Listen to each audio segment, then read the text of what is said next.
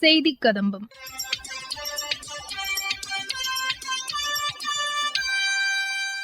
இன்றைய செய்தி கதம்பத்தில் தேசிய சாலை பாதுகாப்பு மாதத்தை முன்னிட்டு சேலம் மற்றும் கன்னியாகுமரி மாவட்ட காவல் கண்காணிப்பாளர்கள் சாலை போக்குவரத்து விதிமுறைகள் குறித்து எமது செய்தியாளர்களுக்கு அளித்த பேட்டி மற்றும் மத்திய அரசின் சமூக வலைதள பதிவுகள் உள்ளிட்டவை இடம்பெறுகின்றன.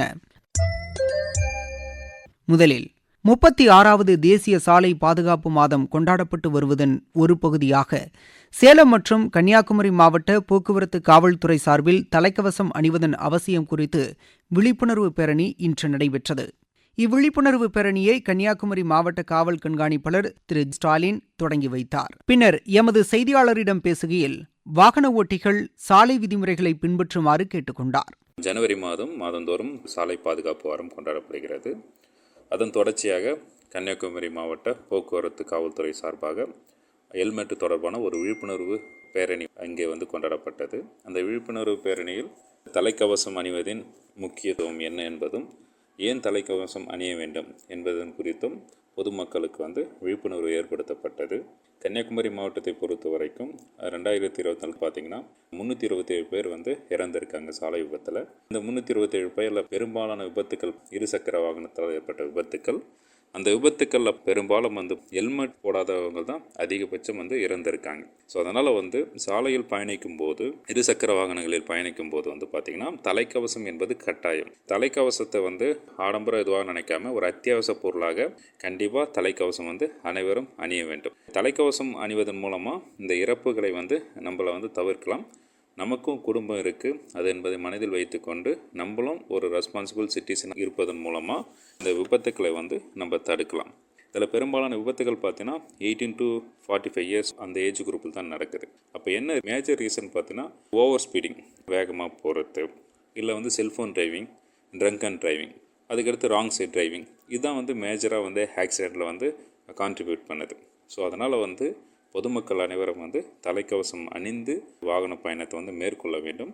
மேலும் நம்ம காவல்துறை சார்பாகவும் 4 E's சொல்லுவாங்க: எஜுகேஷன், என்ஃபோர்ஸ்மெண்ட், என்ஜினியரிங், எமர்ஜென்சி. இந்த 4 ஆஸ்பெக்ட்லேயும் காவல்துறை சார்பாகவும் பெரும்பாலான இடங்களில் விழிப்புணர்வு கொடுத்துட்டு இருக்கோம். அது மட்டும் இல்லாமல் கன்னியாகுமரி மாவட்ட போக்குவரத்து காவல்துறை நோ ஹெல்மெட் நோ என்ட்ரின்னு சொல்லிட்டு அனைத்து கல்வி நிலையங்களிலும் ஹெல்மெட் அணியாத மாணவர்களுக்கு உள்ள என்ட்ரி நம்ம மறுக்கிறதுக்கு காவல்துறையும் கல்லூரி நிர்வாகம் இணைந்து ஒரு இனிஷியேட்டிவ்ஸ் பண்ணிக்கிட்டு இருக்கோம். அதனால் லாஸ்ட் இயரில் நம்ம கன்னியாகுமரி மாவட்டத்தில் ஆக்சிடெண்ட் ரெடியூஸ் ஆகிருக்கு.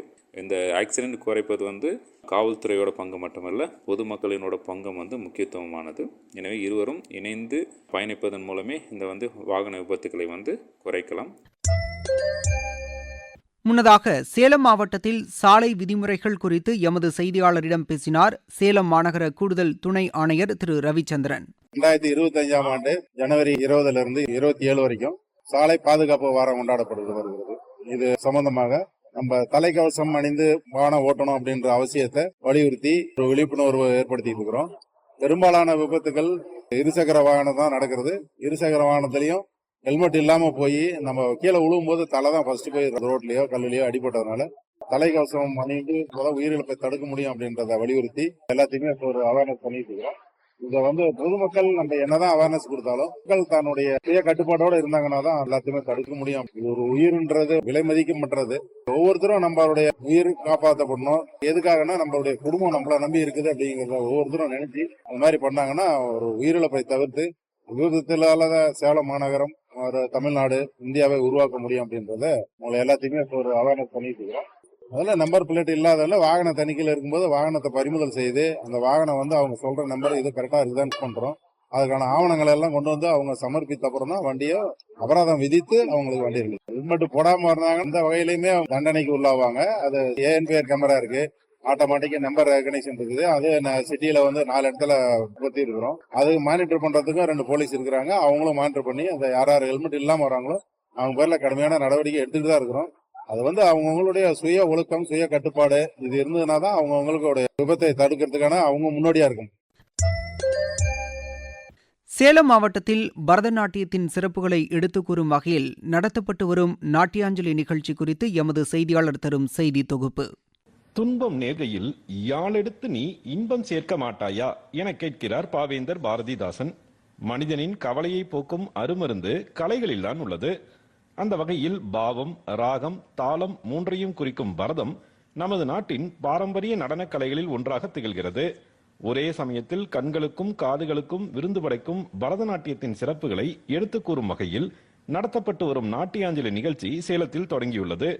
குழந்தைகள் முதல் பெரியவர்கள் வரை அனைத்து தரப்பினரின் கலையார்வத்தை அதிகரிக்கும் வகையில் 4 நாட்களுக்கு நடைபெறும் நாட்டியாஞ்சலி விழாவில் மாநிலம் முழுவதும் இருந்து பல்வேறு நாட்டிய கலைஞர்கள் கலந்து கொண்டு தங்களது திறமையை வெளிப்படுத்தி வருகின்றனர்.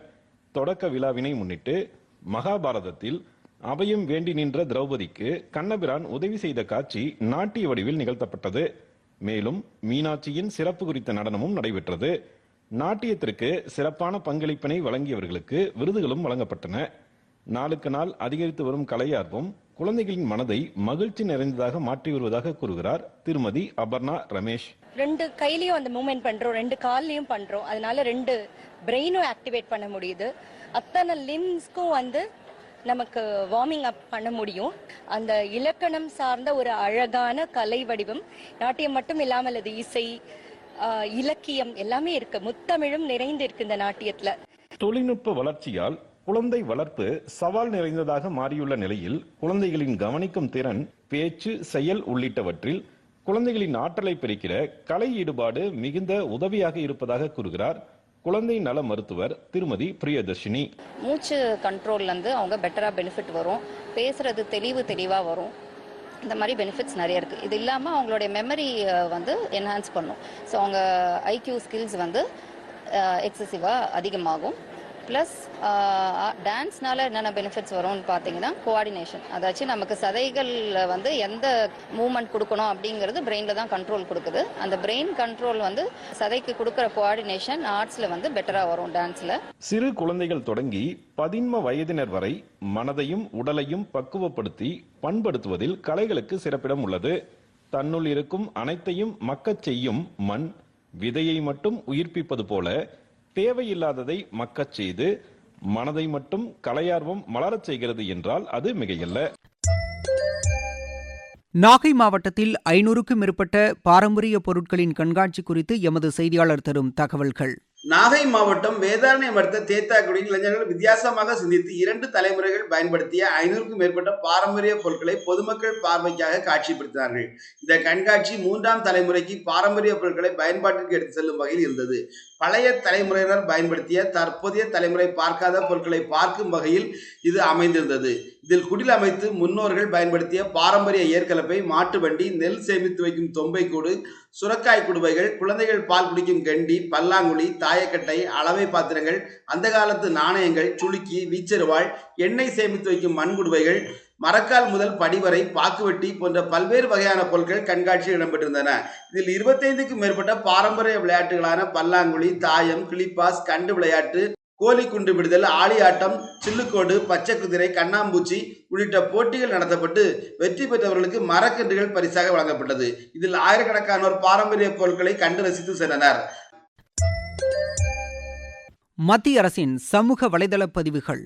பொம்மை உற்பத்தி தொழில் துறைக்கு மத்திய அரசு தொடர்ந்து ஊக்கமளித்து வருவதாக பிரதமர் திரு நரேந்திர மோடி வெளியிட்டுள்ள சமூக வலைதள பதிவில் தெரிவித்துள்ளார். பள்ளிக் கல்வித்துறை மாணவர்களின் தரவு பதிவேற்றத்தில் ஒரு புதிய மைல்கல்லை எட்டியுள்ளது. 10 கோடிக்கும் மேற்பட்ட மாணவர்கள் தங்களது கல்வி சான்றிதழ் தொடர்பான தரவுகளை எங்கிருந்து வேண்டுமானாலும் பெறும் வகையில் 12 இலக்க எண்ணை தந்துள்ளதாக கல்வித்துறைக்கான இணையதள பக்கத்தில் தெரிவிக்கப்பட்டுள்ளது. காஃபி ஏற்றுமதியில் இந்தியா உலக அளவில் 7வது இடத்தில் இருப்பதாகவும் 2023-24 ஆண்டில் ஏற்றுமதி அளவு சுமார் 11,000 கோடியை எட்டியிருப்பதாகவும் மத்திய வர்த்தக மற்றும் தொழில்துறையின் சமூக வலைதள பதிவில் தெரிவிக்கப்பட்டிருக்கிறது.